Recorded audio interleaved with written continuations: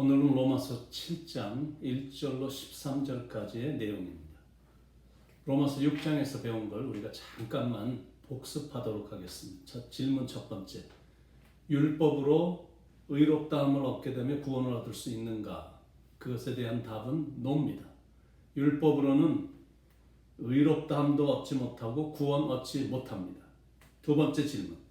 그러면 어떻게 하면 의로워지는 것이 이루어지고 또 무엇으로 구원을 얻을 수가 있는가? 예수님을 믿는 믿음으로만 모든 죄에서 사함을 받게 되고 의롭다 여김을 받게 되고 구원을 받는다. 세 번째 질문. 나아가서는 성화는 무엇으로 성취되는가? 예수님과 연합함으로 성취된다. 그것이 6장의 말씀이었거든요. 그러면서 사도 바울이 이런 도전을 주었습니다. 그리스도와 연합함으로 죄에 대하여 죽고 옛사람은 죽고 하나님에 대하여 살게 됐으니 새 사람으로 태어났으니 더 이상 죄가 우리 몸을 지배하지 못하게 하고 몸의 사욕에 순종하지 말고 불의의 무기로 죄에게 내주지 말고 의의 무기로 하나님께 드려서 하나님이 기뻐하시는 삶을 살아야 된다. 이것이 로마서 6장의 간단한 요약입니다. 그랬더니 그러면 율법이 필요가 없겠네. 그러면 율법을 다 없애지 뭐 라고 말하는 그룹의 사람들이 생겨난 거예요. 그래서 사도 바울이 안 되겠다라는 생각이 들어서 질문 형식으로 질문과 답을 해주는 그런 형식으로 죄와 율법에 대한 그 설명을 하는 장이 로마서 7장의 장입니다. 자, 그런데 이 주제가 좀 어렵습니다. It's very controversial, theological, 신학적으로 참으로 어려운 그런 장입니다. 그래도 제가 최선을 다해서 여러분에게 설명해 보겠습니다. 우리는 작은 믿음이긴 하지만 예수님을 믿는 믿음으로 구원을 받았거든요. 그런데 아직도 죄가 무엇이며 율법이 무엇인지를 잘 모르는 상태인 경우들이 많습니다. 그러다 보니까 성화의 삶을 살지 못하는 거예요. 그 부분을 아무리 설명을 하려고 해도 잘 이해하지 못하고 오해하는 부분이 많다 보니까 사도 바울이 오늘 본문에서 그 부분을 결혼한 여자의 남편과의 관계로 쉽게 설명을 해줍니다. 사도 바울이 지금 설명하고 있는 이 시대의 배경은 지금 시대와는 전혀 다른 시대임을 머릿속으로 인식하셔야 됩니다. 그건 뭐냐면 한 번 결혼하면 이혼을 절대 할 수 없었던 시대라고 생각하고 이제 설명을 들으시면 됩니다. 한 여인이 어떤 남자를 만나 결혼해서 부부가 됐습니다. 그런데 그 남편은 하여튼 굉장히 철저하게 규칙을 제정을 해서 시행하는 엄한 남편이었던 거예요. 조금이라도 실수하면 막 주먹으로 때리고 조금이라도 말대꾸하면 감금해버리고 견디다 못해 도망을 가면 다시는 이런 일이 없이 한다 그러면서 정말 무섭게 다뤘던 남편입니다. 그러니까 같이 살긴 살지만 남편에 대한 애정도 없고 남편이 무섭고 엄하다고만 느껴지고 남편에게 맞지 않으려고 의무감으로만 아내의 역할을 하고 있으니까 삶에 의욕도 없고 살 이유도 없고 전혀 행복하지도 않은 절망으로 가득 찬 고통스러운 결혼 생활을 영위한다. 이 여인이 이런 엄한 남편에게서 벗어날 수 있고 자유할 수 있는 길은 오직 한 가지입니다. 남편이 죽어야 됩니다. 남편이 살아있으면 법의 메인바 되어서 벗어날 길이 없는 것. 1절, 2절. 형제들아, 내가 법하는 자들에게 말하노니 너희는 그 법이 사람이 살 동안만 그를 주관하는 줄 알지 못하느냐.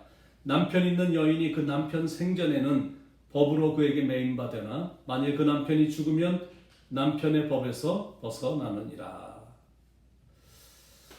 남편이 살아있을 때 삶이 너무 고통스럽다고 다른 남자에게 가면 음녀가 되거든요. 근데 남편이 죽으면 다른 남자에게 가도 음녀가 되지 않습니다. 3절에 그러므로 만일 그 남편 생전에 다른 남자에게 가면 음녀라. 그러나 만일 남편이 죽으면 그 법에서 자유롭게 되나니 다른 남자에게 갈지라도 음녀가 되지 아니하느니라. 근데 어느 날 그 남편이 죽었습니다.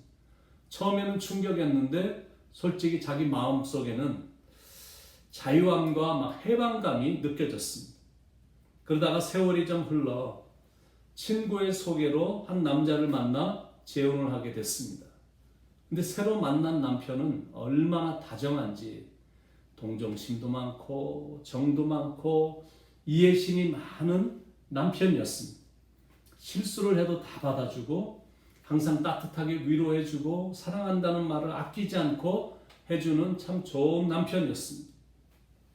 이 예화에서 나오는 남편은 율법입니다. 그러니까 첫 번째 옛 남편은 율법입니다. 율법은 하라 하지 말라라는 게 너무나 많아서 항상 삶이 구속되어 있었고 제대로 지키지도 못하기 때문에 죄책감이나 정죄함도 피해갈 수 없었고 마음에는 자유함이 없었습니다. 그러던 어느 날 새 남편을 만났는데 예수라는 새 남편을 만난 거예요. 이제는 더 이상 율법에 묶여 살지 않게 됐고 은혜와 사랑을 먹으며 행복하게 살게 된 겁니다. 6절 이제는 우리가 얽매였던 것에 대하여 죽었으므로 율법에서 벗어났으니 이러므로 우리가 영의 새로운 것으로 섬길 것이요 율법 조문에 묵은 것으로 아니할지니라. 여기에 나오는 새 남편인 예수님을 소개해 준 사람은 전도인이고 여인은 크리스찬입니다. 그러니까 오늘 본문에 나오는 여인은 우리를 말하는 거예요. 우리가 예수님을 만나 이런 은혜를 입으며 살게 된 거예요. 그런데 그 이야기가 여기서 끝나면 참 좋을 텐데 문제는 율법은 절대 죽지 않는다는 거예요. 첫 남편이 죽기를 거절하는데 어떻게 첫 남편을 놔두고 두 번째 남편이 아무리 좋다고 해서 두 번째 남편에게 시집 갈 수 있냐는 거예요. There's no way. 절대 안 되는 거예요. 이 여인이 남편에게서 자유할 수 있는 유일한 길은 율법은 죽지 않으니까 자기가 죽는 겁니다. 자기가 죽음으로 혼인관계가 저절로 끊어지는 거예요. 이게 바로 하나님이 율법에서 벗어나게 해서 우리를 구원하신 방법입니다. 4절에 그러므로 내 형제들아 너희도 그리스도의 몸으로 말미암아 율법에 대하여 죽임을 당하였으니 율법은 영원히 죽지 않기 때문에 자기가 살아있는 한 반드시 율법이 요구하는 걸 지켜야 됩니다. 그런데 그건 가능치 않기 때문에 자기가 죽은 겁니다. 죽음으로 인해 율법에서 벗어난 겁니다. 왜냐하면 율법은 죽은 자에겐 더 이상 요구하지 못하기 때문에 율법은 절대 무덤까지는 따라오지 않거든요. 그러니까 중요한 포인트가 뭐냐면 결국 누가 죽는 게 좋으냐?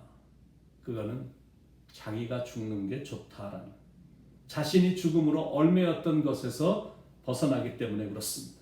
6절에 이제는 우리가 얽매였던 것에 대하여 죽었으므로 율법에서 벗어났으니 그러니까 성경의 가르침은 자신이 죽을 때 비로소 자유함을 얻는다라고 가르칩니다. 미랄도 죽을 때 자유하고 자기가 죽으니까 많은 열매를 맺게 됩니다. 우리도 우리가 죽을 때 자유함을 얻고 우리가 죽으니까 신기한 건 미랄처럼 많은 열매를 맺습니다. 4절 후반부에 이는 다르니 곧 죽은 자 가운데 살아나신 이에게 가서 우리가 하나님을 위하여 열매를 맺게 하려 함이라. 그래서 예수님께서 이런 의미 있는 말씀을 하신 겁니다. 죽고자 하는 자는 살고 살고자 하는 자는 죽으리라. 자기만 살려고 발버둥을 치면 마귀의 종이 돼서 결국엔 죽는데 자기의 죽음을 선포하면 오히려 그리스도의 종이 돼서 영이 살아나는 그게 성경의 가르침이고 로마서가 가르치는 진리의 말씀입니다. 살고자 하면 죽고 죽고자 하면 산다. 그리스도와 함께 연합하여 죽었더니 그리스도와 함께 부활한 것. 교회 생활도 똑같습니다. 내가 다 했다고 말하기 시작하면 죽음입니다. 그런데 주님 덕분이죠. 주님이 다 하셨죠. 그러면 사는 것. 사람이 교만해지거나 좌절을 하거나 유혹을 받는 건 자기가 아직도 살아있다는 증거거든요. 자아를 죽이면 교만함도 좌절감도 유혹도 없습니다. 그런데 자기가 너무 살아서 역사하기 때문에 교만해지는 거고 우쭐해지는 거고 그러다가 쉽게 좌절하는 거고 절망도 잘하는 거고 유혹도 쉽게 받아서 쓰러지는 겁니다. 그건 아직 멀었다는 증거고 아직 덜 죽었다는 증거입니다. 그 안에 아직도 자기만 있지 예수가 없기 때문에 그런 일이 일어나는 겁니다. 사랑하는 여러분, 죽은 자는 말이 없거든요. 묵묵히 충성만 합니다. 착한 청지기는 자기의 영광이 없습니다. 오직 주인이신 주님께 충성만 다합니다. 그런 자세로 나가야 된다는 거예요. 자기가 기도해서 상대방이 치유가 됐어도 내가 기도해서 났었지, 그게 아니라 하나님이 만져주셔서 치유가 됐지, 이렇게 말하는 겁니다. 내가 부자가 됐어도 내가 열심히 일해서 부자가 됐지, 그렇게 말하는 게 아니라 하나님이 축복을 부어주셔서 나 같은 사람이 이렇게 잘 사는 사람이 됐네. 베드로가 안진뱅이를 치유했을 때 자기가 영광을 받은 게 아니라 하나님에게만 영광을 올려드렸습니다. 그리고 그리스도의 복음만 열심히 증거했습니다. 자기는 없고 예수님만 있는 삶을 살았기 때문입니다. 근데 아나니아와 삽비라는 베드로의 한마디에 그 자리에서 직사했거든요. 예수는 없고 자기들밖에 없었기 때문에 그렇습니다. 그러니까 어떻게 살아야 되는지, 신앙생활을 어떻게 해야 되는지 잘 알겠죠.